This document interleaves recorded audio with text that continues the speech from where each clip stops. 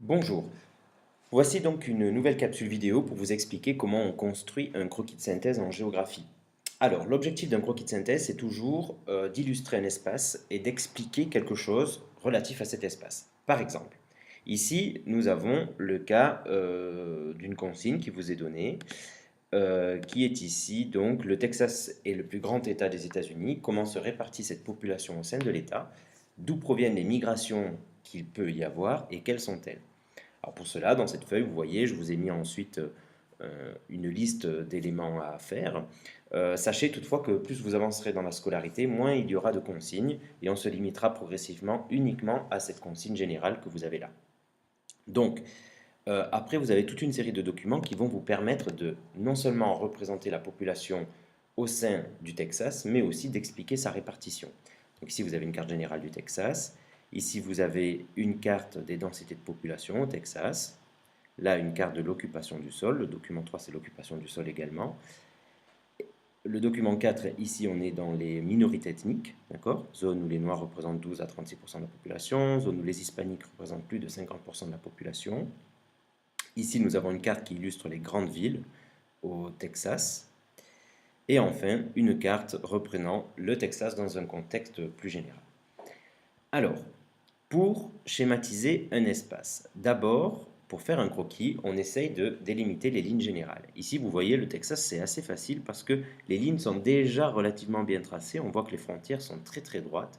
Et lorsque je veux donc schématiser un espace, on prend des frontières ici. Vous voyez, on essaie de schématiser les frontières de manière les plus droite possible. Et on voit donc qu'ici, on a un croquis qui ressemble à ce qu'est le Texas dans la réalité.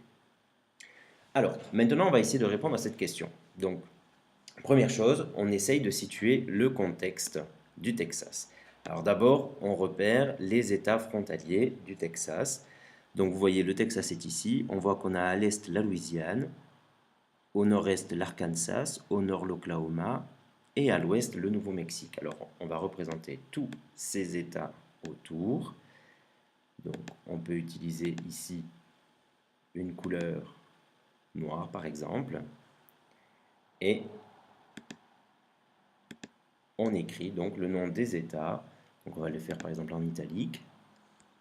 Donc on avait la Louisiane à l'est. On a l'Arkansas au nord-est.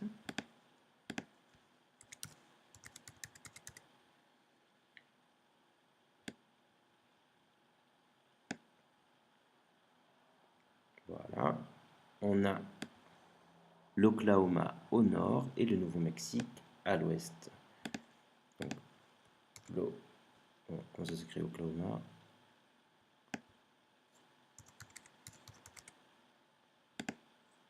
Et le Nouveau-Mexique.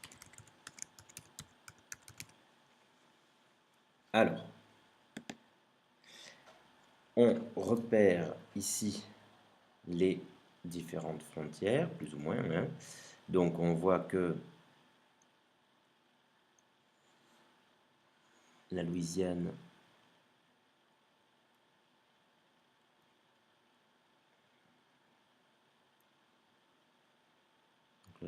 ici, on a comme ça. C'est la limite sud.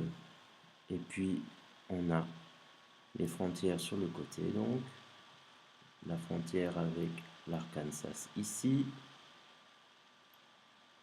Ici, ça monte comme ça. L'Oklahoma, ça prend une grosse partie des frontières avec le Texas. Puis on a le Nouveau-Mexique ici aussi. Alors vous voyez qu'au sud, on a un pays qui est, il faut le noter parce que c'est un pays important, ça va nous aider notamment dans l'immigration, c'est le Mexique. Donc on l'écrit avec une autre couleur parce que c'est un pays et pas un État. Donc on le différencie. Voilà. Ici, on le fait par exemple en vert foncé. Ouais, voilà, ça c'est fait. Donc, on peut déjà adapter notre légende. Hein. Donc ici, on a les États qu'on a écrits en italique et en noir. Donc par exemple Arkansas, donc ça ne devrait pas s'écrire en vert, ça devrait s'écrire en noir, en italique et en minuscule. Donc c'est bien un État frontalier du Texas. Alors, on a mis aussi le Mexique. Alors le Mexique, on l'avait écrit d'une autre avec une autre calligraphie, parce qu'on l'avait écrit en majuscule et on l'avait écrit en vert. Donc, Mexique, quelle est la particularité du Mexique? C'est que c'est un pays qui est frontalier du Texas.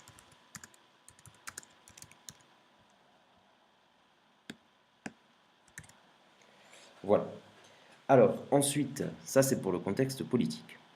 Donc ici, par exemple, ça déborde un peu. On essaye de ne pas faire déborder, évidemment. Voilà pour le contexte politique. On essaie de faire une carte soignée. Alors, ensuite, on a le contexte naturel. Alors, on voit au niveau des cours d'eau, il y en a peut-être deux qui s'imposent plus. Le Rio Grande, ici, qui fait la frontière avec le Mexique. Et on a peut-être ici la Red River, qui descend comme ça, là, et qui fait aussi la Sabine avec la frontière avec les États frontaliers. Donc, on va mettre peut-être ces cours d'eau-là. Donc, un cours d'eau, comment ça se schématise? Toujours en bleu. On a déjà des élèves qui m'ont déjà fait des cours d'eau en rouge. Alors non, on essaie de respecter des couleurs logiques. Et on fait donc ici le cours d'eau qui fait la frontière avec le Mexique. C'est le Rio Grande. Ici, la frontière avec l'Oklahoma, c'est la Red River. Vu que c'est en bleu, on écrit aussi en bleu son nom. Donc en italique aussi, en minuscule. Donc on a le Rio Grande en bleu, donc ici je le fais en bleu.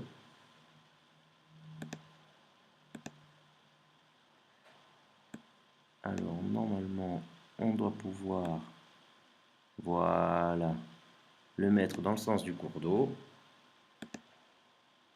Pareil pour ici, donc ici c'était la Red River. Là c'est facile, c'est tout droit, donc ça ne pose pas de problème. Voilà pour les cours d'eau. Alors au niveau de l'eau, toujours, vous avez vu dans vos documents que nous avons le golfe du Mexique, qui est en fait l'étendue d'eau au sud-est du Texas. Donc on va quand même noter ce golfe du Mexique aussi, évidemment. Donc ici, on peut l'écrire en plus gros, parce que c'est une grosse étendue d'eau. Golfe du Mexique, qui est en fait une partie de l'océan Atlantique, simplement. Donc, ici, voilà, c'est noté. Pas besoin de mettre ceci par contre dans la légende, parce qu'on se doute bien que ce sont des étendues d'eau, donc là, ce n'est pas complètement utile. Alors, maintenant qu'on a fait le contexte, on va essayer de commencer à répondre à la question. Donc la question, on revient à notre question de départ, c'était comment se répartit cette population au sein de l'État. Alors pour cela, on va essayer de trouver déjà le document qui évoque la population. Ah ben c'est celui-ci.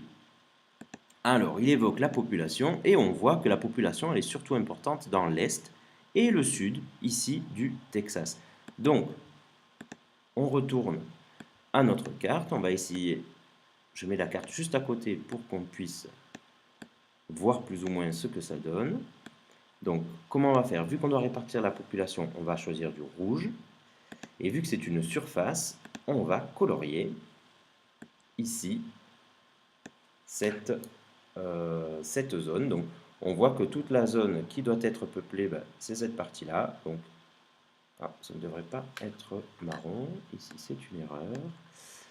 Alors, c'est une erreur, c'est une erreur. Ça devrait être rouge. Donc, on corrige. Voilà, là, ça devrait fonctionner. Donc, ici, voilà. Plus ou moins. Alors, ça reste, vu que c'est un croquis, ça reste absolument approximatif. Ce n'est pas grave si on n'est pas hyper précis. L'essentiel, c'est qu'on voit que dans les généralités, on est plutôt dans le bon. Alors on voit que la densité est quand même bien plus importante ici au bord du golfe du Mexique. Par contre, ce qui est intéressant, hein, voilà, donc là je termine ici, on a un petit peu ici aussi, un petit peu ici aussi. Hein. Mais bon, ce qui est intéressant, c'est que vous voyez bien que dans cette partie-là, par contre, il n'y a pas grand monde. Hein. Il n'y a pas grand monde dans cette partie-là du Texas. Donc voilà, ici on a fait la population. On n'oublie pas de faire la légende, c'est très important. Donc en rouge, on a représenté ici en 14 les zones densément peuplées.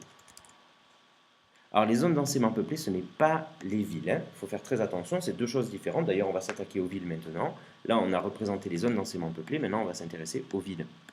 Alors, les villes, il y avait une carte qui illustrait les plus grosses villes du Texas, c'est celle-ci. Donc, bah, qu'est-ce qu'on a comme ville? On a Houston ici, San Antonio, Dallas, Fort Worth. Peut-être on pourrait mettre El Paso aussi, hein, puisque plus de 250 000 habitants, on est dans cette zone-là. Hein. Donc, je mets la carte ici pour qu'on puisse continuer à voir, et on va représenter. Alors, vu que c'est des villes, les villes, on peut très bien les représenter par un point. Donc, on va représenter ces villes sur notre carte. On a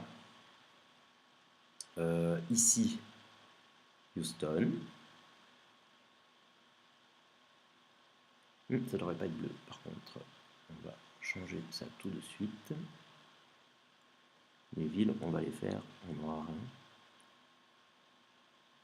Donc, on a Houston qui va être ici.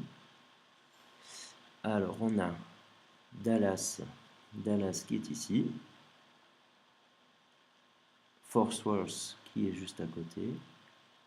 On va écrire les noms après. Hein. On a San Antonio qui est ici. On a Austin qui est ici. Et El Paso qui est ici. Alors ici, il va falloir simplement faire attention. Mon Houston, il est un peu gros quand même. Hein. Donc on va peut-être faire ça plus proprement. Donc, je fasse toute la population, je vais vite le refaire. Pour que ce soit plus propre. Donc on avait pris du rouge. Vous voyez que quand vous allez faire votre carte, c'est important de le faire au crayon pour pouvoir effacer. Donc on avait dit que c'était cette zone qui était densément peuplée surtout. Voilà. Et dans cette zone, on a Houston, qui est la ville la plus importante hein, du Texas, avec Dallas certainement. Et on va resituer correctement cette fois-ci. Voilà. Voilà. Donc, on écrit le nom de toutes ces villes. Alors, on va faire la légende déjà. Hein. Et on écrit le nom de toutes ces villes. Donc, ici, on va écrire en noir le nom des villes. Donc, on avait Houston ici. San Antonio ici.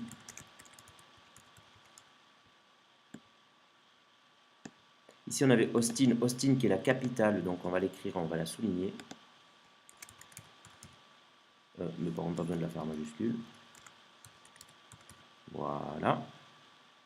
On avait Dallas ici.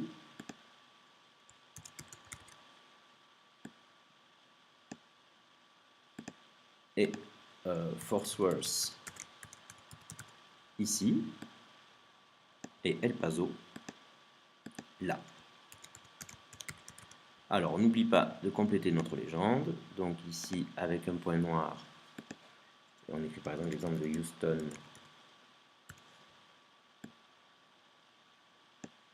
C'est ville. Donc c'était les villes de plus de 200 000 habitants. Ah, ça ne devrait pas être souligné. Ah, mais les autres non plus. Il va falloir que je corrige. Ville de plus de 200 000 habitants. Donc ici aussi, hein, on avait fait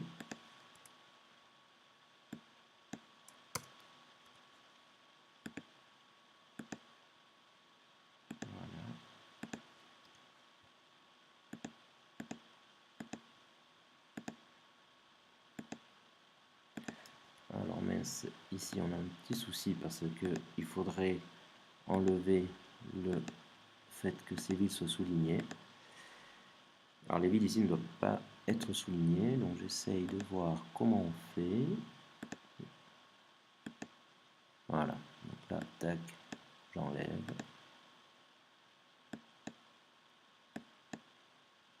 Ici ne veut pas malheureusement.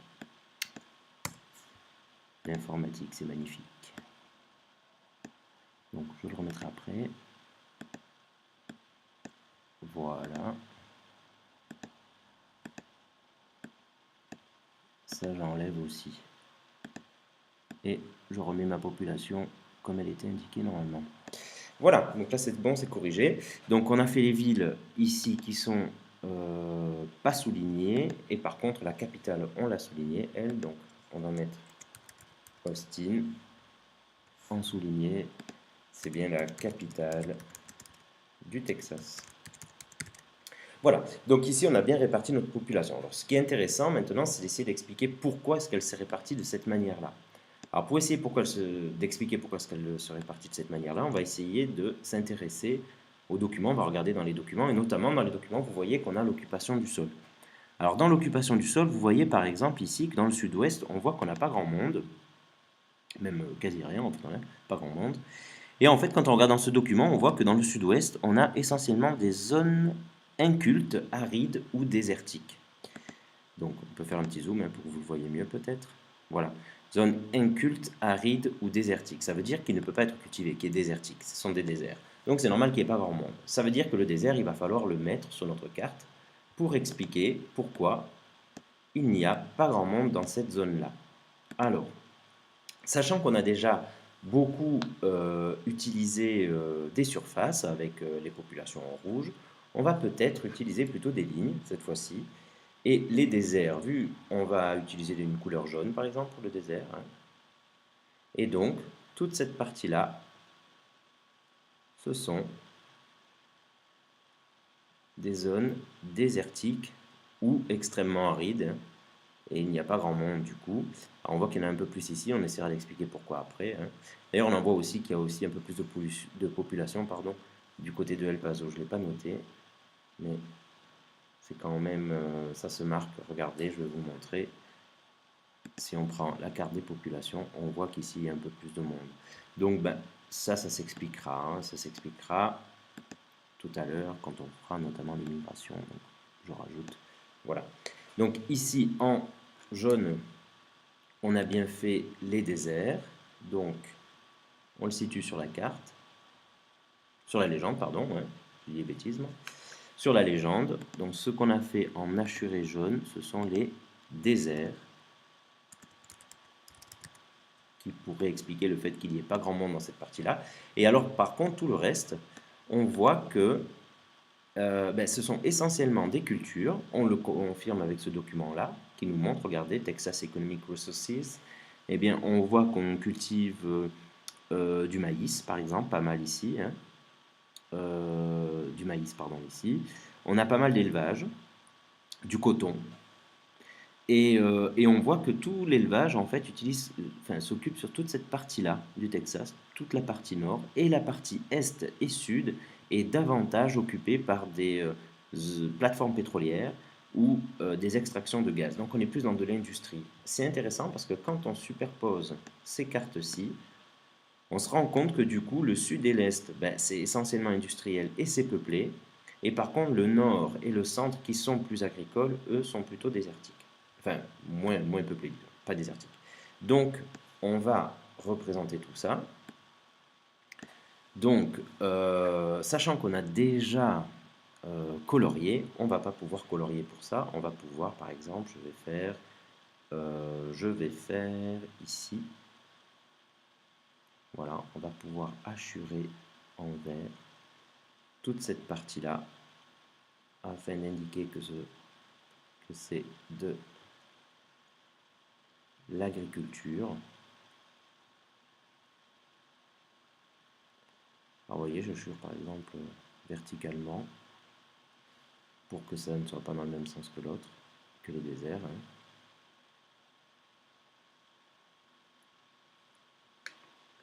Et donc ici, c'est une zone agricole. Donc, oui, zone agricole. Agricole, on mélange ici tout ce qui est culture et tout ce qui est élevage, hein. On ne différencie pas. Et alors, par contre, dans toute la partie ici, plus au sud et à l'est, on a davantage, je vais le faire en mauve, tout ce qui est industriel. Donc, c'est industriel, mais lié au pétrole ou à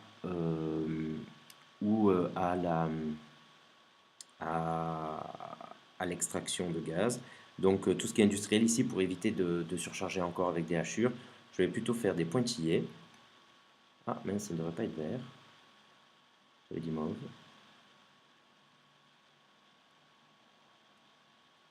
Donc ici, voilà, on représente toute cette zone d'extraction qu'on avait repérée comme étant de l'activité industrielle.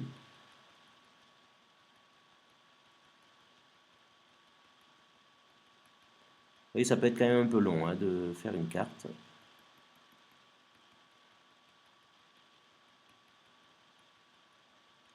Voilà, plus ou moins. Et donc, ici, on met dans la légende des pointillés comme ça. On est bien dans de l'activité industrielle. Alors, ce qui est intéressant, c'est que du coup, notre carte, elle montre que les zones les plus peuplées, ce sont davantage des zones industrielles et que les zones agricoles sont par contre moins peuplées. Donc ça nécessite certainement, parce que les zones industrielles nécessitent davantage de main-d'œuvre et suscitent beaucoup plus d'emplois, évidemment. Surtout qu'ici l'agriculture est souvent mécanisée. Et donc, voilà en ce qui concerne l'illustration de notre répartition des populations, de la population. Maintenant, ce qui est intéressant, comme on l'a vu dans le cadre du cours, c'est de voir les minorités ethniques. Et les minorités ethniques, on va terminer avec cette partie-là, on voit que ici aussi, dans le Texas, elles sont clairement localisées. Donc, dans l'Est, on a des minorités ethniques noires, essentiellement de 12 à 36% de la population. Et c'est dans le sud, essentiellement, que l'on a la minorité ethnique hispanique. Alors, c'est pas si étonnant que ça, parce que vous allez le voir tout de suite. Dans le sud, on est à proximité du Mexique. Alors, les minorités ethniques, comme vous voyez que notre carte est déjà vachement complète, il va falloir faire superposer des informations. Pour faire superposer des informations, c'est important du coup de varier les méthodes de représentation d'espace. Donc ici, par exemple, pour les noirs, on va peut-être utiliser du orange. Non, attendez, parce qu'il faut que ça se superpose et que ça soit lisible. Pour que ça se superpose et que ça soit lisible, peut-être utiliser du rose, oui. Donc ici, on prend du rose. On avait vu que les noirs se situaient essentiellement dans l'Est, donc on fait un cercle ici. Donc les Afro-Américains, on écrira après la légende. Par contre, les Hispaniques, je vais utiliser du orange, eux, se situaient essentiellement dans le sud. Voilà. On écrit dans notre légende ce que représente chaque élément. Donc, minorité noire importante. Et ici, on a une minorité hispanique importante.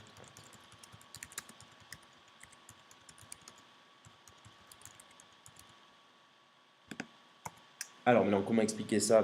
Vous l'avez vu en classe, hein. Ça, c'est pas dans les documents par contre, c'est ce qu'on a vu en classe.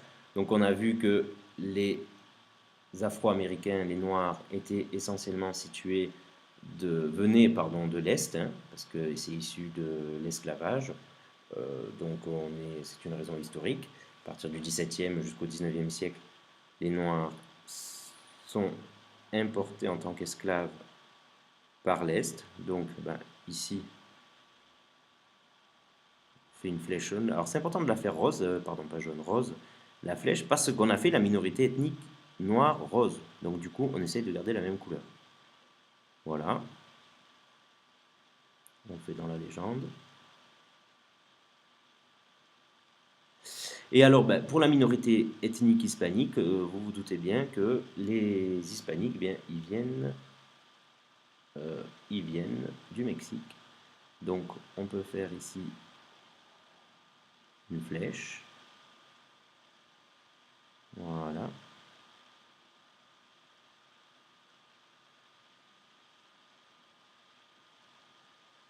Et donc, en orange, la même couleur que les hispaniques, que la minorité ethnique. Ici, on va faire les flux migratoires. On écrit évidemment tout ça dans notre légende, on l'écrit en noir. Donc c'est flux migratoire de noirs, entre parenthèses, mais quand même afro-américain. Hein. Et en orange, les flux migratoires, le flux migratoire, on va dire, mexicain, donc les hispaniques.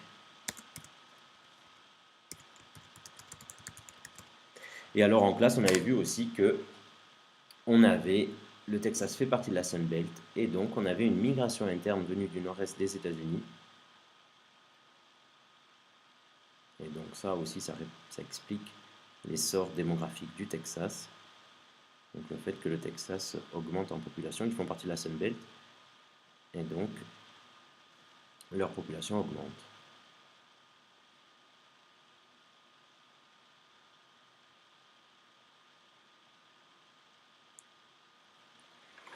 Voilà, notre carte touche à sa fin. Donc ici, flux migratoire interne aux USA, donc vers la Sunbelt. Qu'est-ce qui manque à notre carte? Il manque déjà l'orientation. Donc où est le nord? Ici, on est dans une position relativement classique, où le nord est situé vers le haut. Voilà. Et alors le titre, eh bien on trouve un titre à notre carte. Ici c'est, par exemple, donc c'est important quand on met un titre, ça il ne faut pas négliger le titre. Hein. Donc c'est important de situer le lieu. Donc ici on est bien au Texas. Mais c'est pas tout. Il faut aussi expliquer ce que l'on veut représenter sur notre carte. Donc ici c'est la population. Donc la répartition de la population au Texas et ses causes. Donc, comment expliquer cette répartition de la population? Et là, voilà, on a une carte qui est complète. Très important de faire en sorte qu'elle soit lisible. Donc, pour faire en sorte qu'elle soit lisible, on retient les choses importantes. On essaye, donc première chose importante, on essaie de respecter les couleurs, des couleurs logiques.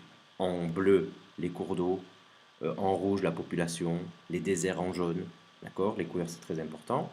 Ensuite, on essaye de faire en sorte de superposer les informations pour que ça reste lisible. Vous voyez que quand on est obligé de superposer, par exemple, les hispaniques ici, qui sont aussi sur une zone qui est colorée en rouge parce qu'elle est importante, parce qu'elle est beaucoup peuplée, pardon, ou hachurée parce qu'il y a des déserts, eh bien on voit qu'on utilise des signets différents pour faire superposer les informations et que notre carte reste lisible. Si j'avais colorié en rouge la population, colorié en jaune les déserts, colorié en orange la zone où il y a beaucoup d'hispaniques, on n'aurait plus rien pu lire à cet endroit-là. Ensuite, on n'oublie aucune information pour que notre carte soit complète. D'accord? Donc ici, je l'ai fait tout seul, mais ne vous inquiétez pas, lors d'un contrôle ou d'un examen, vous avez toujours les démarches qui vous sont expliquées ici. Et vous aurez aussi toujours une grille de correction, d'évaluation qui vous sera fournie. Alors après, oui, on respecte aussi des signets logiques. Hein. Quand c'est un déplacement de population, c'est une flèche par exemple. Et on fait en sorte, évidemment, donc comme je l'ai déjà dit, que la carte doit être complète. On n'oublie pas le titre, on n'oublie pas la légende. Et notre carte est donc parfaite. Je vous remercie de votre écoute. En définitive, que retenir de cette capsule vidéo?